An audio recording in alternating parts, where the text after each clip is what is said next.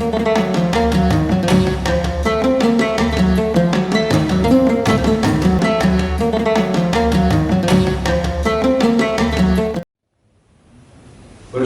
kita kehadirat Allah Subhanahu wa taala atas limpahan rahmat, karunia, nikmat iman Islam, sehat wal afiyah, sehingga alhamdulillah kita masih dapat memenuhi undangan Allah Subhanahu wa taala untuk melaksanakan salat duha, dilanjutkan membacakan ayat-ayat suci Al-Quran, dan kemudian dilanjutkan dengan mendengarkan ceramah agama.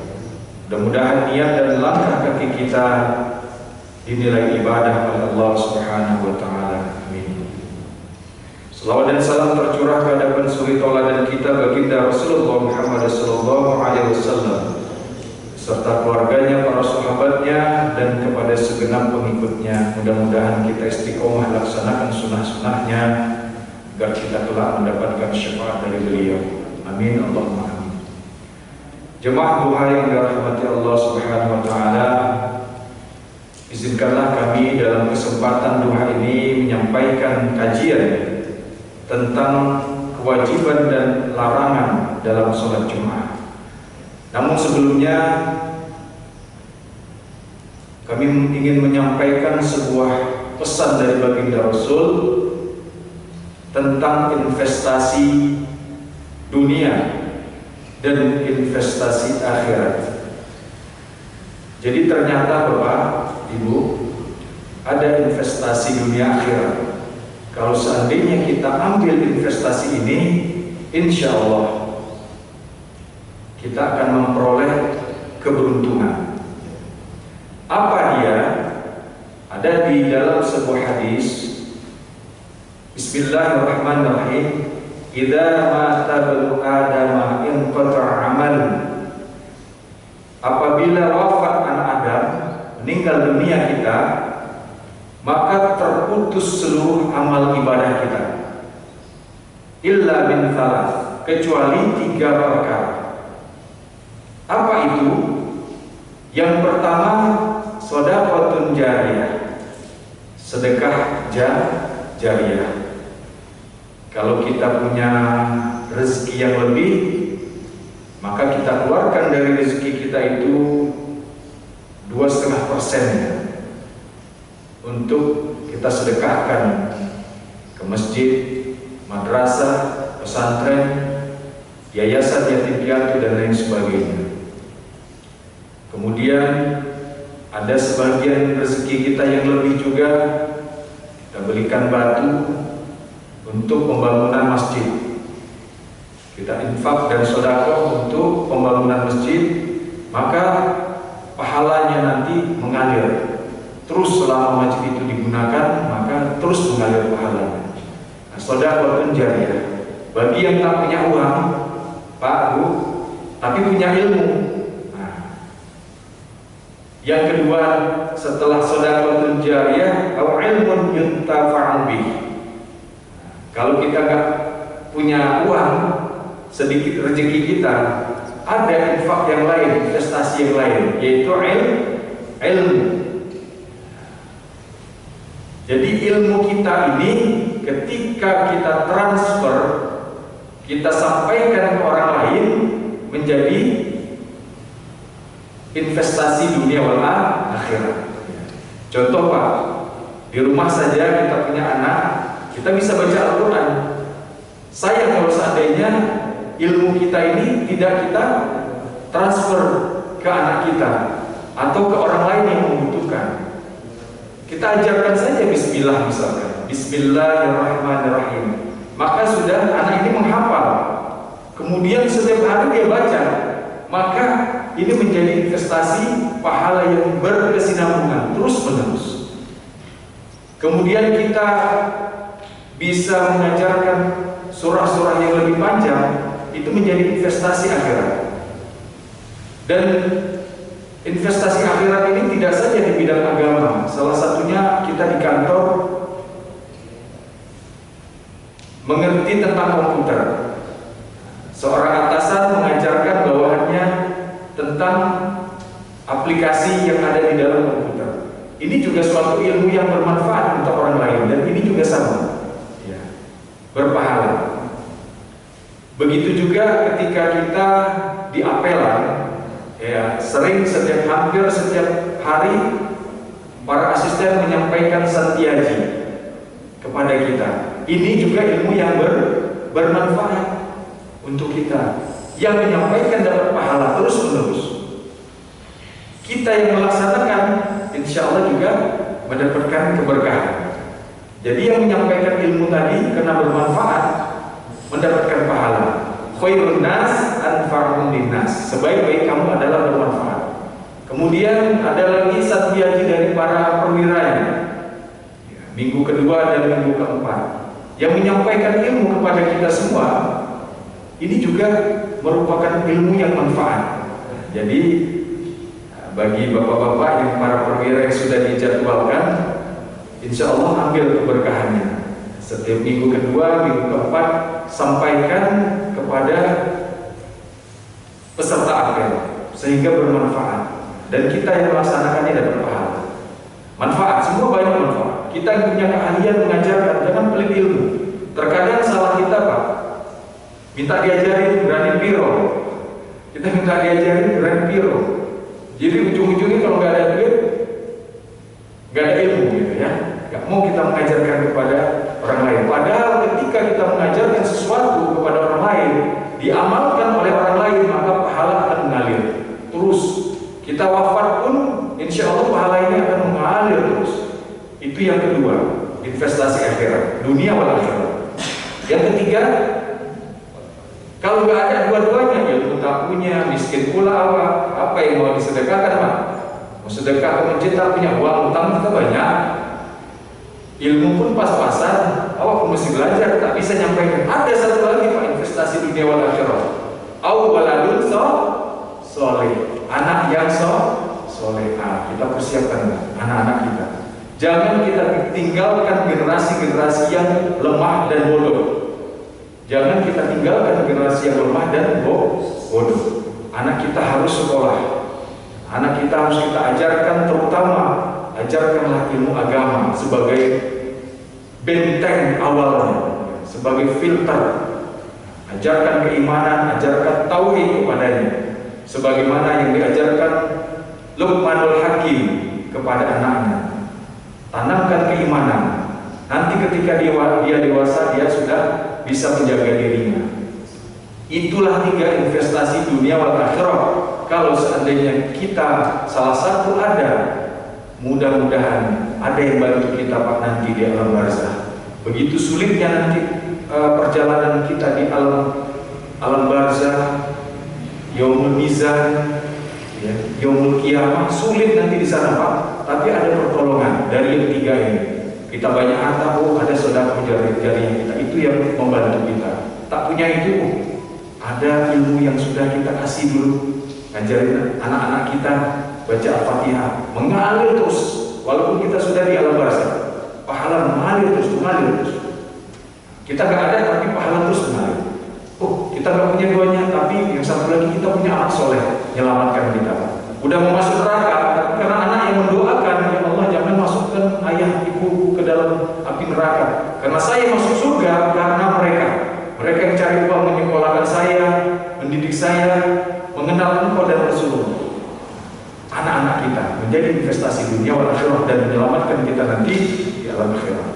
Jemaah yang berbahagia, masuk kepada kajian kita pada kesempatan duha ini. Kenapa kajian ini kami bahas? Karena beberapa minggu yang lalu banyak kami melihat ketika jamaah sholat Jumat, tidak hanya di masjid kita, mungkin di masjid-masjid komplek dan lain sebagainya, banyak kesalahan-kesalahan kita di dalam melaksanakan sholat Jumat. Ada yang ngobrol, khotib udah berbicara ngobrol, ada yang main handphone dan lain sebagainya. Untuk itu kita akan perjelas kaji kita pada waktu duha ini, mudah-mudahan ada keberkahan, ada tambahan ilmu. Karena kalau nggak dikaji, Pak, ini sholat Jumat ini wajib. Di dalam beberapa riwayat 3 kali tak sholat Jumat dianggap kafir 3 kali. Jadi karena pentingnya sholat Jumat ini, jangan sampai kita sholat aja, sholat kita nggak diterima, masuk neraka juga. Kita sholat aja, tapi kita nggak tahu yang bagaimana yang wajib, yang rukunnya, dan bagaimana yang dilarang. Oleh karenanya, karena kami melihat banyak jamaah kita, termasuk di komplek ya, banyak jamaah kita yang ini ngobrol, main handphone dan lain sebagainya. Oleh karenanya, kita akan jelaskan sedikit tentang bagaimana kewajiban dan larangan dalam sholat Jumat.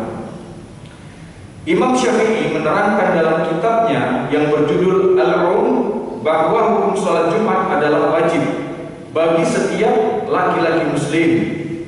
Kewajiban melaksanakan sholat Jumat ini juga tertuang dalam Al-Quran surat Al-Jumu'ah ayat 9 yang berbunyi, A'udzu billahi as-sami'il 'alim minasyaitonir rajim.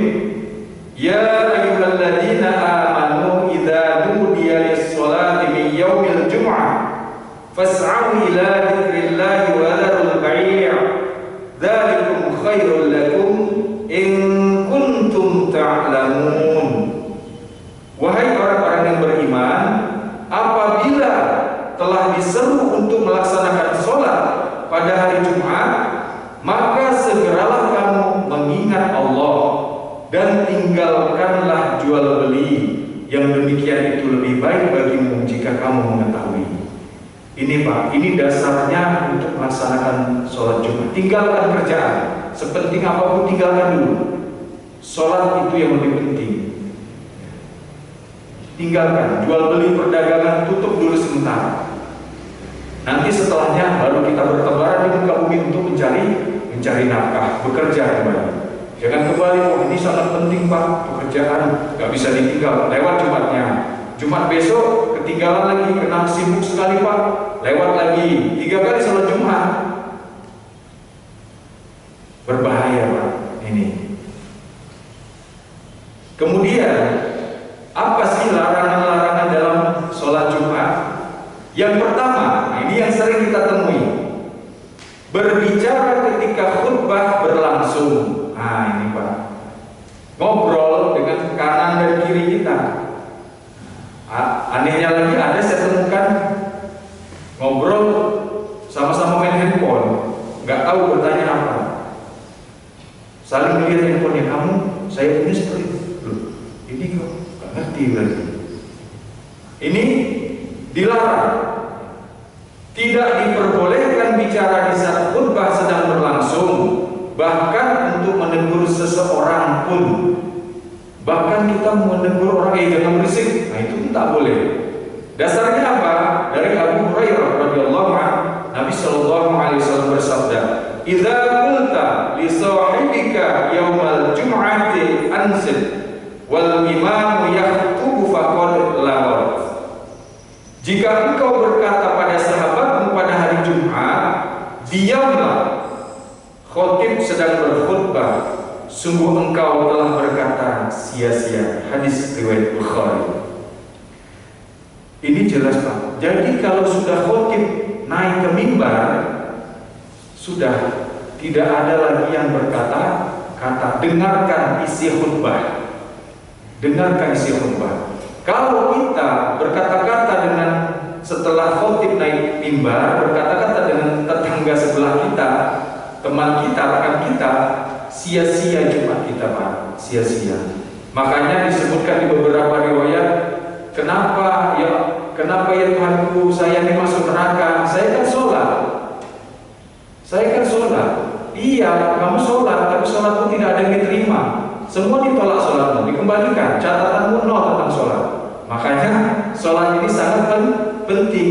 Awwalu ma yuhasabu bihil 'abdu yaumil qiyamah as-sholat. Amalan yang pertama sekali dihitung, dinilai oleh Allah adalah sholat Pak. Jadi yang dinilai kalau sholat kita kosong, 0, mau haji 10 kali itu tolak sama Allah. Karena sholat yang pertama dinilai. Jadi kalau sholat kita baik, insya Allah yang puasa kita, zakat kita, sedekah kita, dan yang lainnya pun diterima. Nah ini dilarang kita ngobrol, sia-sia Jumat kita. Sayang Pak, sekian puluh tahun kita melaksanakan sholat Jumat, Takut kita tak ada yang diterima Jumat kita. Selesai kita Pak, berhadapan dengan malaikat nanti. Mungkar dan nakir siap bertanya, aku kan sholat. Iya, kalau sholat main handphone aja. Wah, kamu sholat ngobrol, hajar lagi. Kamu sholat ngantuk dan sebagainya. Kalau ngantuk pun mesti maklum lah.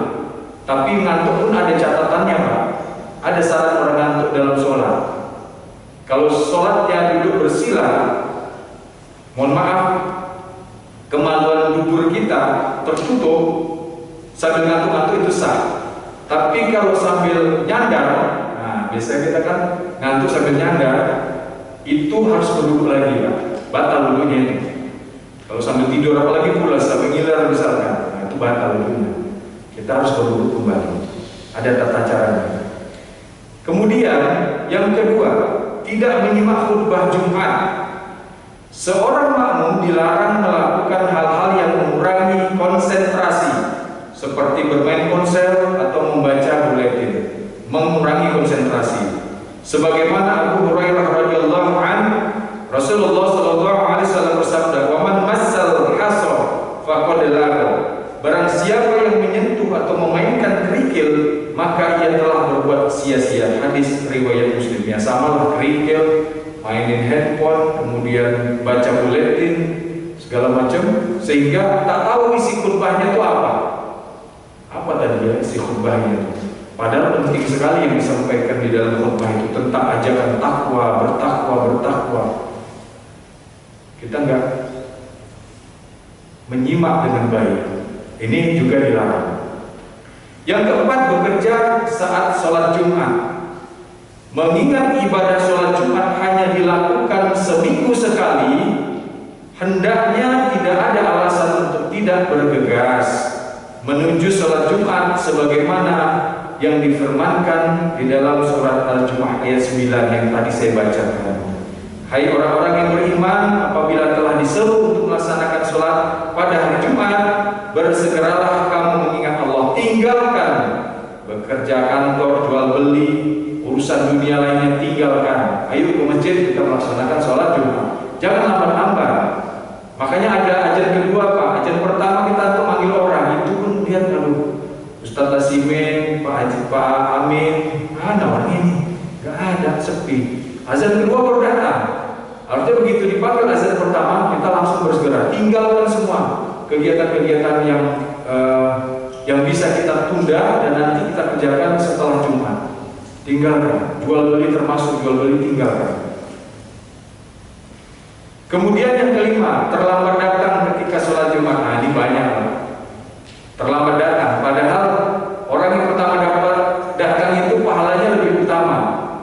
Begitu datang sop yang paling depan, itu kualitasnya VIP. Jadi kalau kita mau nikmati nanti hidangan Allah yang VIP, silahkan datang awal Jumat, pilih sop yang paling depan. Sisakan sop wakil imam. Ini yang di belakang ini wakil imam.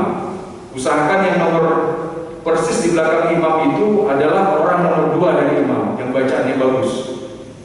Kemudian setelah di depannya orang yang wakil imam, di kanannya lagi, kemudian di kirinya lagi. Nah, setelah itu barulah jamaah. Itu aturannya seperti itu. Jadi jangan sampai nanti kita jemaah sholat setelah imam batal pula imamnya. Yang belakang tak ngerti ini kan, anak muda. Majulah, majulah, kanan kiri disuruhnya. Gak mau yang kiri juga diam aja, majulah. Nah, udah rusak sholat berjamaah jadinya. Jadi usahakan seperti itu. Jadi terlambat datang ketika sholat Jumat, banyak orang yang masih melakukan kegiatan saat azan berkumandang. Ini Pak, kita masih banyak mengerjakan pekerjaan-pekerjaan kantor saat azan berkumandang. Tak peduli kita dengan panggilan Allah. Ini padahal panggilan Allah. Ya. Koreksi diri saya juga pribadi dan kepada jemaah sekalian. Oh iya ya, bahwa azan itu kan sebenarnya perwakilan panggilan Allah. Yang disebutkan adalah nama-nama Allah. Allahu Akbar, Allahu Akbar, Allah Maha Besar. Semua kalimat-kalimat tauhid yang dilantunkan, kita cuek aja. Karena kita biasa dipanggil mak kita mungkin 10 kali panggilan baru datang kita. Setelah mak kita bawa cambuk kan, bawa kayu mak kita baru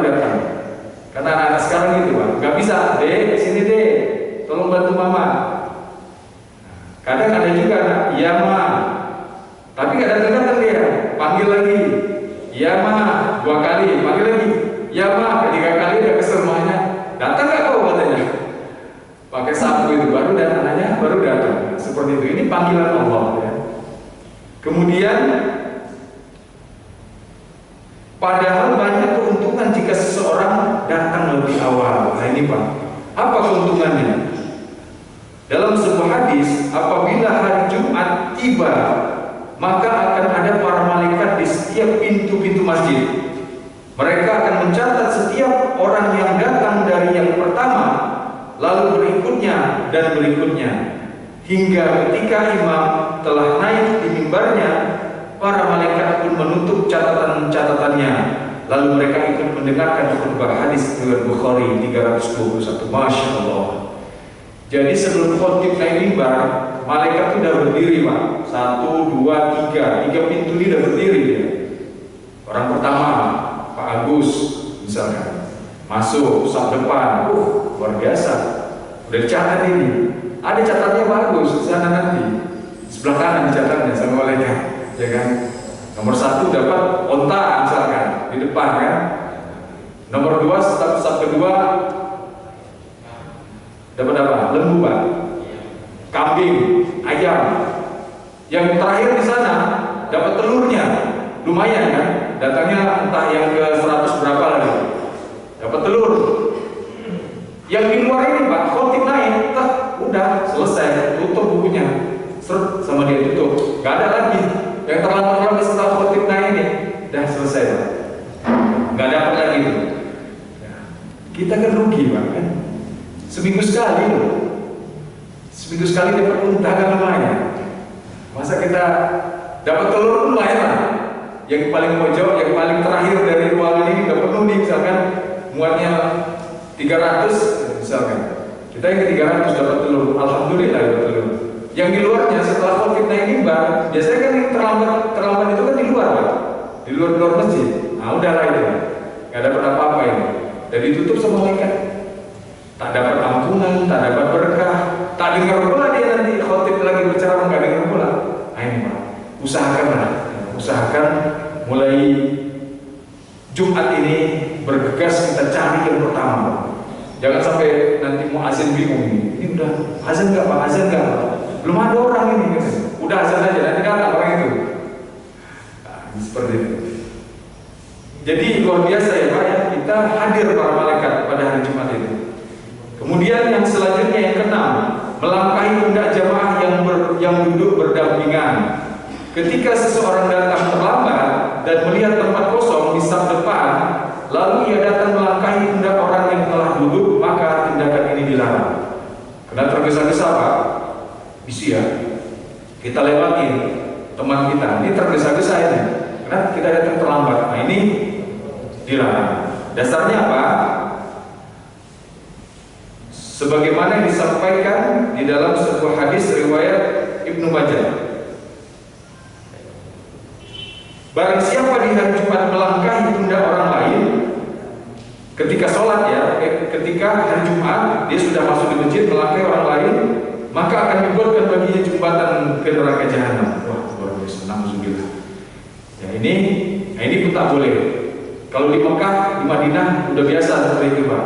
Ya Allah alam, kita udah gak ada tempat lagi kan. Kadang kita lagi ruku dan sujud aja dilangkahin orang. Udah gak mau dia nunggu sabar itu, udah daripada saya gak dapat tempat, langkahin aja kepala kita khusus. Jadi di sana itu Pak, dia udah gak dapat tempat nih, tapi udah di tengah posisinya. Dia lihat di ujung sana ada kosong. Jadi dia kita sujud, set, kesempatan dia tung lompat. Dilangkahin Pak, loncat itu. Mungkin bapak-bapak yang berdahulu begitu Pak ya, katakan gitu. Nanti pas dia duduk di atas 2 sujud, dia diam lagi, diam di tempat. Begitu sujud lagi, cepat sampai menuju tempatnya. Awal pun kena terganggu terus, siapa dia awalnya juga kan. Penasaran juga, kita lihat juga orangnya. Orangnya tinggi-tinggi. Nah, tinggi-tinggi. Kadang dia dua orang pun bisa dilangkahi itu sekali dua. Itu memang kejadian di sana. Nah, kalau kita di tempat kita kan tidak seperti itu. Masjid kita sangat bagus, luas dan inilah, makanya jangan terlambat. Kalau terlambat kita akhirnya seperti itu. Kemudian yang ketujuh, duduk memeluk lutut. Tidak sedikit jamaah yang duduk sambil memeluk lutut. Hal ini menjadi kebiasaan saat sedang mendengarkan khutbah. Padahal ada larangan mengenai perilaku tersebut. Sebagaimana Rasulullah SAW berpesan, anna Rasulullah SAW naha 'anil khutbati yaumal jum'ati wal imamu yaktubu. Rasulullah SAW bersabda, melarang dari duduk dengan memeluk lutut pada saat imam sedang berkhutbah. Ada nggak Pak kira-kira? Duduknya gimana ya? Gini ya. Kayak gitu tuh. Banyak kan kita lihat kan. Ternyata dilarang Pak, Bu. Ya. Ternyata dilarang. Bayangkan itu. Jadi saking pentingnya mendengarkan khutbah itu. Duduk, jangankan duduk, kita berbicara melarang orang aja sampai tak boleh. Jangan ribut, anak-anak jangan ribut, itu pun tak boleh, dilarang. Sampai kita berduduk kan enak gitu, sambil dengerin gitu kan, sambil kita peluk lutut kita gitu kan. Nah ini juga pun dilarang. Inilah kira-kira larangan-larangan di dalam sholat Jumat yang kita temui setiap harinya. Nah, mudah-mudahan tidak di masjid kita, tapi kita kasih tahu anak-anak kita Pak, yang 6 larangan-larangan ini supaya dari kecil dia terbiasa ini yang nggak boleh, ini yang boleh, terbiasa. Termasuk kita, karena saya lihat bapak-bapaknya juga yang banyak, termasuk di masjid-masjid yang lain juga begitu. Perhatikanlah, pasti ada saja 6 larangan ini yang dilanggar oleh jemaah, pasti ada. Makanya kita edukasi, mudah-mudahan paling tidak diri kita lah dulu. Diri kita, mudah-mudahan 6 larangan ini tidak kita laksanakan supaya sempurna sholat Jumat kita. Kalau sempurna sholat Jumat kita, insya Allah ada keberkahan, ketenangan batin dan lain sebagainya. Inilah kaji kita pada kesempatan kali ini. Mudah-mudahan yang sedikit ini manfaat, wabil khusus bagi diri saya pribadi dan kepada jamaah sekalian. Oleh karenanya, mari kita tutup dengan membacakan doa kafaratul majelis. A'udzu billahi minasyaitonir rajim. Bismillahirrahmanirrahim. Subhanakallahumma wa bihamdika asyhadu an la ilaha illa anta astaghfiruka wa atubu ilaik. Subhana rabbika rabbil izzati amma yasifun, wassalamun ala mursalin, walhamdulillahi rabbil alamin. Terima kasih atas segala perhatiannya. Mohon maaf atas segala kekurangan dan kekhilafannya. Wabillahi taufiq wal hidayah. Assalamualaikum warahmatullahi wabarakatuh.